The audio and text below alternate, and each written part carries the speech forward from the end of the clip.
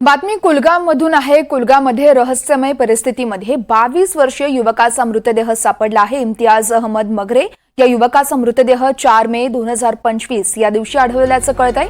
मिळालेल्या माहितीनुसार मगरे हा दहशतवादी गटांसाठी ओव्हरग्राऊंड वर्कर म्हणून काम करत असल्याचा संशय होता। त्याने काही दहशतवाद्यांना मदत केल्याचं पोलिसांकडे कबूलही केलं होतं आणि सुरक्षा दलांनी एका लपलेल्या अड्ड्याविषयी माहिती देण्यास तो तयारही होता।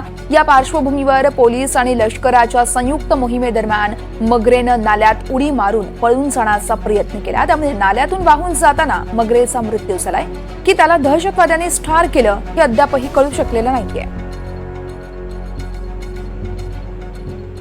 हा व्हिडिओ आणि हे सगळं प्रकरण अत्यंत रहस्यमय आहे, कारण हा व्हिडिओ सुरक्षा दलानं जारी केला आहे। हा जो इम्तियाज मगरे आहे त्याला ओव्हरग्राऊंड वर्कर म्हणतो आपण, की असे लोक की जे ह्या दहशतवाद्यांना मदत करत होते त्यापैकी हा एक होता। यांनी पोलिसांना मान्य केलं होतं, मी सुरक्षा दलाला असं सांगितलं होतं की आणखीन एक अड्डा मला माहिती आहे की ज्या ठिकाणी दहशतवादी लपलेले असू शकतात।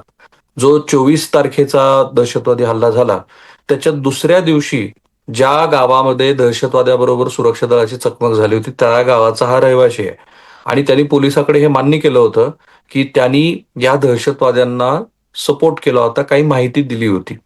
तर आता ही माहिती हातात अशी येते आहे की हा जो इम्तियाज मगरे आहे हा सुरक्षा दलाला त्यांचा दहशतवाद्याचा जो दुसरा अड्डा आहे त्या ठिकाणी घेऊन जात होता।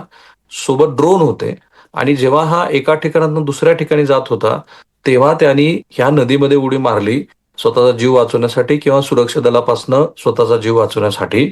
आणि जेव्हा ह्या नदीचा प्रवाह इतका जास्त होता की त्यात तो वाहून गेला, पुढे त्याचा मृतदेह काल रात्री सापडल्यानंतर अनेक महत्वाचे प्रश्न उपस्थित झालेत। एक, जी नेहमीची पद्धती असते की सुरक्षा दलाचे लोक ह्या इम्तियाज मगरे बरोबर असणं अपेक्षित होतं की हा जीवाचं काही बरं वाईट करून घेऊ शकतो, 22-23 वर्षाचा तरुण आहे तो, तेव्हा तो तिथे का नव्हता।